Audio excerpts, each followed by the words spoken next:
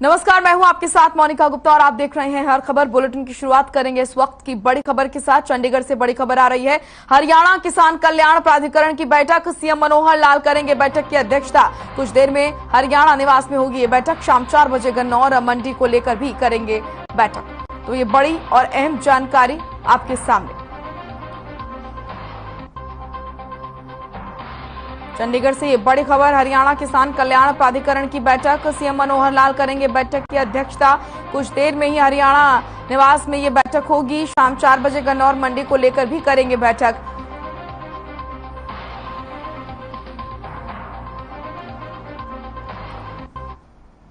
कांग्रेस में एक बार फिर फूट दिखी। आपको बता दें कि हरियाणा कांग्रेस ने प्रभारी को किया दरकिनार। विवेक बंसल को नहीं दिया चिंतन शिविर का न्योता। 1 अगस्त को होना है पंचकुला में चिंतन शिविर। विवेक बंसल ने खुद की इस बात की पुष्टि। इस बारे में बाद में देखा जाएगा, बंसल ने कहा। तो ये बड़ी जानकारी आपके सामने। एक बार फिर कांग्रेस में फूट नजर आ रही है। आपको बता दें कि हरियाणा कांग्रेस ने प्रभारी को दरकिनार किया। विवेक बंसल को नहीं दिया गया चिंतन शिविर का न्योता। 1 अगस्त को होना है पंचकुला में चिंतन शिविर और विवेक बंसल ने खुद इस बात की पुष्टि की है। तो ये बड़ी और अहम जानकारी आपके सामने। कांग्रेस में एक बार फिर फूट दिख रही है। हरियाणा कांग्रेस ने प्रभारी को दरकिनार किया।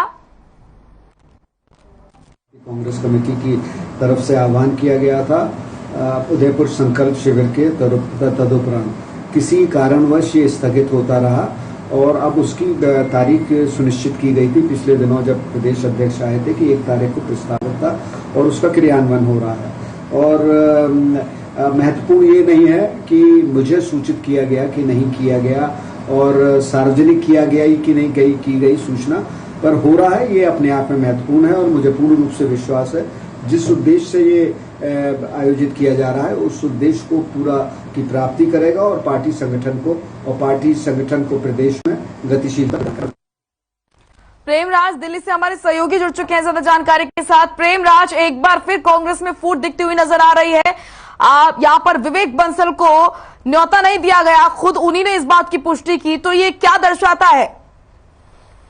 और बिल्कुल देखिए, बहुत बड़ी फूट कहीं ना कहीं कांग्रेस की नजर आ रही है। हरियाणा में जिस तरीके से 1 तारीख को पंचकुला में चिंतन शिविर कहीं ना कहीं कांग्रेस की तरफ से आयोजित किया जा रहा है, जिसमें तमाम जो बड़े नेता है, यहाँ तक कि जो पार्टी महासचिव है केसी वेणुगोपाल, उनका भी लिस्ट में नाम है। तमाम जो राज्यसभा सांसदों की हम बात करें, पूर्व विधायकों की बात करें, विधायकों की बात करें, सभी जो नेता है वो शामिल होंगे। पर जो हरियाणा के प्रभारी है उनका नाम लिस्ट में नहीं है। इस बात की पुष्टि हरियाणा के जो प्रभारी हैं विवेक बंसल, उन्होंने खुद की है।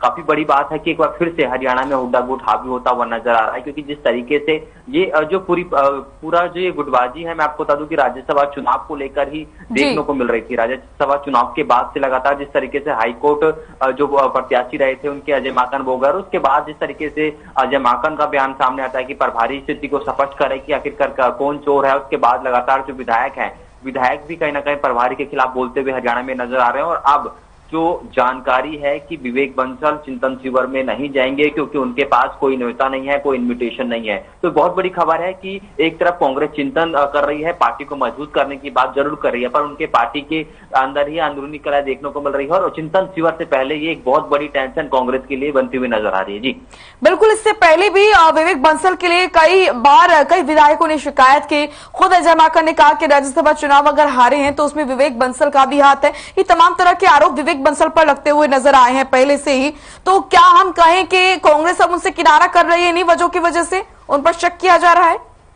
बिल्कुल देखिए, विवेक बंसल की हम बात करें, जिस तरीके से राज्यसभा चुनाव को लेकर लगातार बयानबाजी निकलकर सामने आ रही है और समय समय पर विवेक बंसल ने भी बयान दिया है कि मेरा काम है पार्टी हाईकमान को तलब करना। मैंने अपनी पूरी रिपोर्ट बनाकर पार्टी हाईकमान को सौंप दी है। मैं हर एक किसी को जवाबदेही नहीं दे सकता, मैं हर एक किसी को नहीं बता सकता कि उस रिपोर्ट में क्या था, किस किस तरीके की रिपोर्ट मैंने तैयार की है।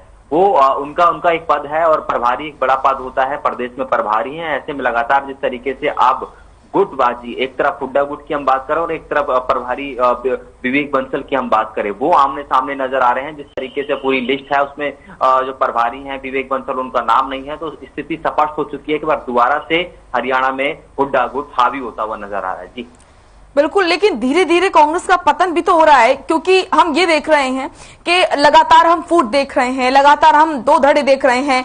आखिर कब तक कांग्रेस में ये चलता रहेगा? एकता क्यों नहीं नजर आ रही है? अब बिल्कुल देखिए, काफी लंबे समय से हरियाणा कांग्रेस में गुटबाजी, चाहे पहले हम अशोक तंवर की बात करें जो फिलहाल आम आदमी पार्टी में है, उसके बाद कुमारी सैलजा की हम बात कर लें और कुलदीप बिश्नोई की हम बात कर लें और अब प्रभारी विवेक बंसल, लगातार काफी लंबे समय से कांग्रेस जो है हरियाणा में गुटबाजी का शिकार होती हुई नजर आ रही है। और जिसको लेकर जो मायूसी है, आम कार्यकर्ता, जमीन से जुड़े हुए कार्यकर्ता, कांग्रेस के जो सच्चे सिपाही के रूप में काम करते हैं, वो परेशान है, क्योंकि अभी तक नहीं संगठन का विस्तार हुआ है, ब्लॉक लेवल पर नहीं विस्तार हुआ है, जिले लेवल पर नहीं कोई विस्तार नहीं हुआ, कोई संगठन में कोई बदलाव नहीं हुआ। उसके बावजूद लगातार गुटबाजी को लेकर कांग्रेस के तमाम जो छोटे कार्यकर्ता हैं वो परेशान है। अब देखने वाली बात होगी, क्योंकि ये बड़ी बात है। एक तरफ कांग्रेस चिंतन शिविर कर रही है, दूसरी तरफ प्रभारी विवेक बंसल का बयान सामने आता है कि मेरे को कोई इन्विटेशन नहीं है, मैं चिंतन शिविर में नहीं जाऊंगा। अब देखने वाली बात होगी कि हाईकमान किस तरीके का रुख करता है, ये बहुत बड़ी बात होगी। और देखने वाली बात होगी कि हाईकमान क्या इस चिंतन शिविर पर रोक लगाता है या फिर और कुछ प्लानिंग करता है हाईकमान। अब ये हाईकमान को तय करना है। जी, बहुत बहुत शुक्रिया आपका तमाम महत्वपूर्ण जानकारी देने के लिए। हमारे साथ न्यूज रूम से हमारे सहयोगी शहनवाज भी जुड़ चुके हैं। शहनवाज, विवेक बंसल को चिंतन शिविर के लिए न्योता नहीं दिया गया है, लगातार फूट देखी जा रही है। हुड्डा को जब कमान सौंपी गई तो माना यह जा रहा था कि चीजें ठीक होंगी कांग्रेस के भीतर, लेकिन यहां तो लगातार चीजें और बिगड़ती हुई नजर आ रही हैं।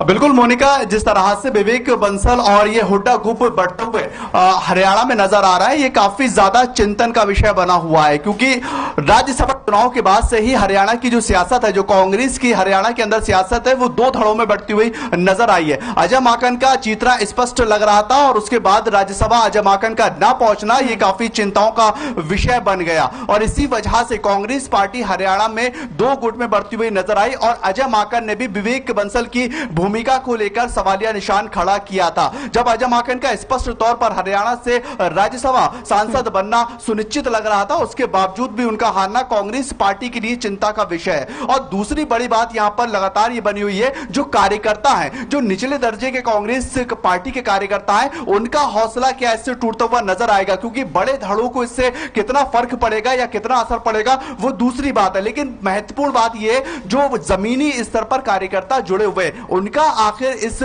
तमाम चीजों को सुनकर या जब हरियाणा कांग्रेस पार्टी दो धड़ों में बढ़ती हुई नजर आएगी, उनकी छवि या उनकी कार्यशैली पर कैसा असर पड़ता हुआ नजर आएगा। मोनिका, बिल्कुल, शहनवाज और विवेक बंसल अच्छा खासा असर रखते हैं राजनीति में, हरियाणा की राजनीति में खास तौर पर, और उनका इस तरीके से पार्टी से उनको दरकिनार कर देना, आखिर इसके पीछे बड़ी वजह क्या यही मानी जाए, क्योंकि उनकी जो भूमिका है, उनकी जो कार्यशैली है, उस पर लगातार सवाल खड़े किए जा रहे हैं। इससे पहले भी कई विधायक ऐसे रहे जो सामने आकर जिन्होंने बोला कि विवेक बंसल सही काम नहीं कर रहे हैं या फिर वो पार्टी के खिलाफ जा रहे हैं। इसके बाद अजय माकन, जो कि वरिष्ठ नेता माने जाते हैं, उन्होंने भी खुद नाम लेकर कहा कि विवेक बंसल की वजह से राज्यसभा चुनाव जो है वो हारे हैं। तो ये तमाम बड़ी चीजें, क्या हम ये बड़ी वजह माने कि विवेक बंसल, जो कि अच्छा खासा प्रभाव रखते हैं हरियाणा की राजनीति में, उसके बावजूद जो पार्टी है उनसे किनारा कर रही है? बिल्कुल मोनिका, अब बड़ी बात यहां पर ये बनती हुई नजर आएगी कि कांग्रेस पार्टी का जो आला कमान है वो इसको किस तरह से लेता है। ये जो चिंतन शिविर होगा 1 अगस्त को, इसको लेकर कांग्रेस पार्टी आला कमान दिल्ली से क्या कुछ एडवाइजरी जारी करता है? क्या ये शिविर होता हुआ नजर आएगा या आने वाले दिनों में इसके ऊपर हाईकमान एक बड़ा फैसला लेता हुआ नजर आएगा? क्योंकि कांग्रेस पार्टी बिल्कुल नहीं चाहेगी कि हरियाणा के अंदर कांग्रेस दो धड़ों में, हुड्डा और विवेक बंसल धड़ों में कांग्रेस पार्टी बढ़ती हुई नजर आए, क्योंकि चुनाव जो है वो होंगे और उसमें इसका खामियाजा कांग्रेस पार्टी उठा सकती है। आगे ये देखा जाएगा आला कमान इसके ऊपर क्या कुछ फैसला लेता है और तमाम चीजों को लेकर किस तरह से राहुल गांधी या सोनिया गांधी या कांग्रेस की जितने भी टॉप लीडरशिप है वो इसके ऊपर किस तरह से फैसला लेते हुए नजर आती है। लेकिन फिलहाल अभी की अगर बात की जाए तो हुड्डा और विवेक बंसल का जो धरातल के ऊपर गुट है वो एक बड़े पैमाने पर एक बड़ी खाई हरियाणा कांग्रेस के लिए बढ़ती हुई नजर आ रही है और इसको कम करना टॉप लीडरशिप की ही जिम्मेदारी है, वरना आगे चलकर इसका खामियाजा जो है वो हरियाणा में कांग्रेस पार्टी उठाती हुई मोनिका नजर आ सकती है। बिल्कुल, और वो भी ऐसे समय में जब 2024 जो है करीब है और विधानसभा चुनाव जो है वो सर पर है, तमाम पार्टियां तैयारी कर रही हैं, लेकिन यहाँ पर जो कांग्रेस है वो खुद को संभाल ही नहीं पा रही है, जो कलह है वो कम ही होने का नाम नहीं ले रही है। आप बने रहे शहनवाज, हमारे साथ बीजेपी प्रवक्ता जुड़ चुके हैं सत्यव्रत शास्त्री। सत्यव्रत जी, स्वागत है आपका हर खबर पर। क्या आप तक आवाज पहुंच रही मेरी? जी हाँ, आज आवाज। जी, विवेक बंसल को न्योता नहीं दिया जाता है, चिंतन शिविर जो है वो चलेगा कांग्रेस का, लेकिन प्रभारी को दरकिनार कर दिया जाता है पार्टी की तरफ से। क्या कहेंगे सर इस पर? कलह कम होने का नाम नहीं ले रही है, आपके लिए फायदा क्या? देखिए, ये दुर्भाग्य कांग्रेस का है। हम एक राजनीतिक पार्टी होने के नाते लोकतंत्र में जितनी राजनीतिक पार्टियां होती हैं उनका सम्मान आपस में करते हैं, लेकिन कांग्रेस का अंतर्कलह जो है वो दिन पर दिन जा रहा है और ये इसको रसातल की तरफ लेकर जा रहा है।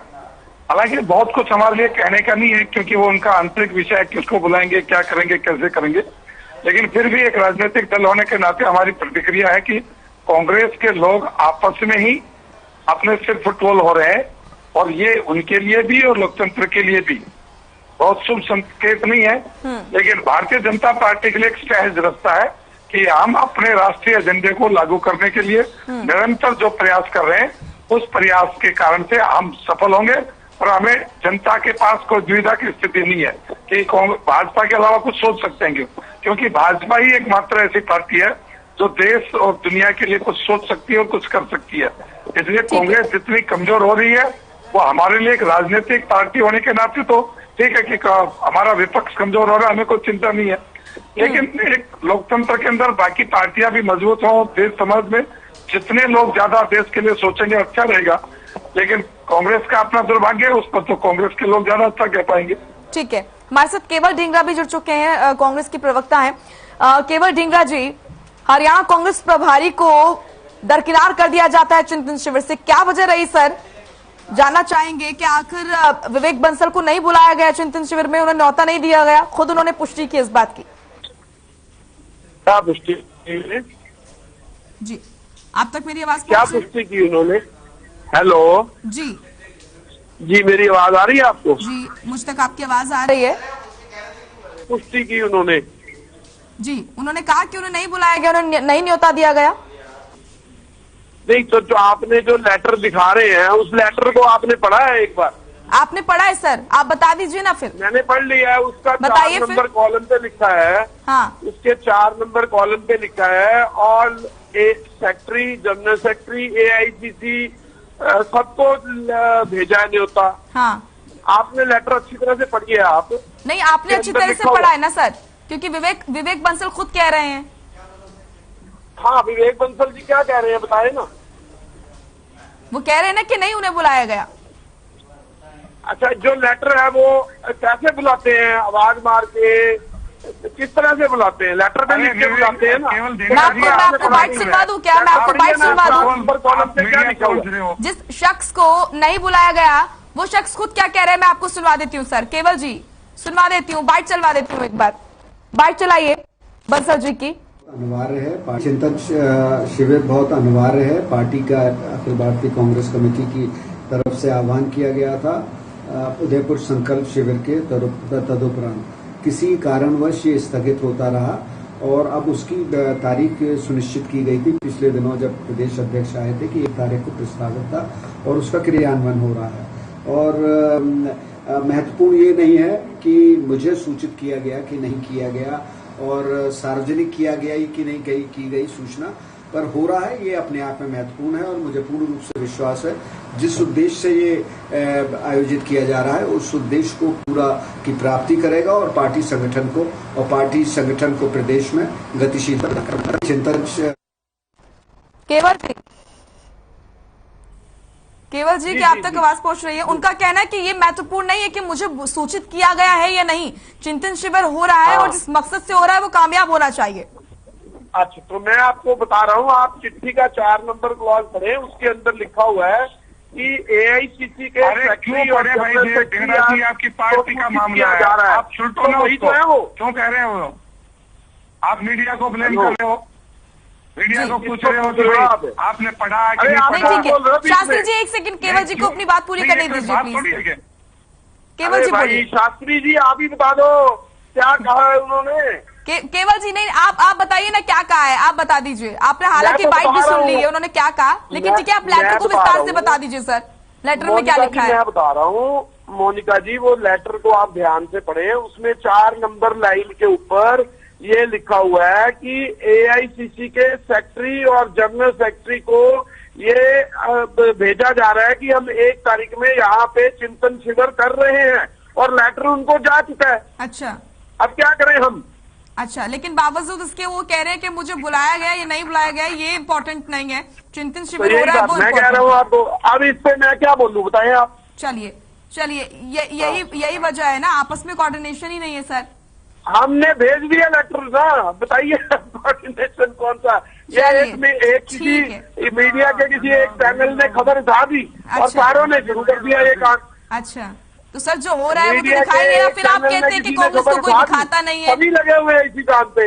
नहीं, फिर आप कहते हैं कि कांग्रेस को कोई दिखाता नहीं है। कांग्रेस में अड़चन होगी तो दिखाएंगे ना सर। अच्छा सुनिए, विपक्ष सर प्रदेश में। सुनिए एक चीज बता रहा हूँ। ये जो 4 दीवार बन गई है ना, हमारे 4 स्तंभ है देश के, और 4 दीवार बन गई है, और 4 दीवार बनाई है बीजेपी ने। ये एक बहुत बड़ी दीवार है जिसके पीछे बीजेपी छुपी पड़ी है, और दूसरी दीवार है जिसमें, सुनिए, दूसरी दीवार है जिसके अंदर हमारे जो लोकतंत्र के 4 प्रहरी, 3 प्रहरी बचे। एक प्रहरी है हमारी कोर्ट्स, दूसरी प्रहरी है हमारे जो एडमिनिस्ट्रेशन तंत्र, तीसरा प्रहरी है हमारा मीडिया। इन प्रहरी को हम दिख रहे हैं सिर्फ, क्योंकि वो दीवारें छोटी होती जा रही हैं। सर आपको ना दिखाए, नहीं आप बताइए ना ढींगरा जी, आपको ना दिखाए, बताइए। फिर आपकी शिकायत होती है सर कि कांग्रेस को कोई दिखाता नहीं है। दिखाइए ना आप हमें, क्योंकि हम ही दिख रहे हैं ओनली। हाँ, ये तो अच्छी बात है ना सर। जो सत्ता, सुनिए ना मोनिका जी, आपकी बात से मैं सहमत हूँ, आप मेरी बात सुनिए। सत्ता पक्ष जो है वो उस बड़ी दीवार के पीछे छुप के बैठा हुआ है, क्योंकि महंगाई, बेरोजगारी बहुत बड़ी समस्या देश के अंदर जो विकट हो रखी है, उसको छुपाने के लिए हम यूज किए जा रहे हैं। और हम यूज ना आवाज उठाने के लिए। सुनिए मोनिका जी, मेरी बात पूरी होने दें। हम किस लिए दिखाए जा रहे हैं, हमारे से कौन से प्रश्न पूछे जा रहे हैं, मैं उसके बारे में ही आपको जवाब दे रहा हूं कि हम दिख रहे हैं उनको, तीनों प्रहरी को हम दिख रहे हैं। जब आप डिबेट में बैठते हैं, केवल ढींगरा जी, कितनी बार आप डिबेट में बैठे हैं और कितनी बार आपने सवाल किए हैं बीजेपी से, ये बताइए सर। ऐसी बेकार की बातें ना करिए आप, आपको सिर्फ एक एजेंडे के तहत ही दिखाया जाता है। नहीं, मैं ऐसा नहीं कुछ कह रहा, मैं ऐसा कुछ नहीं कह रहा। आप मेरी बात समझ नहीं पाए, आप मेरी बात सुने पहले पूरा, फिर आपको बहुत अच्छे से समझ आएगी। सर मैं समझ गया, ठीक है। एक दीवार बहुत बड़ी है, एक उससे छोटी, एक उससे छोटी, एक उससे छोटी, उसके आगे हम विपक्षी हैं। एनडीए, यूपीए जो है वो तो है छोटी दीवार के आगे, और जो एनडीए है वो बड़ी दीवार के पीछे छुपा हुआ है।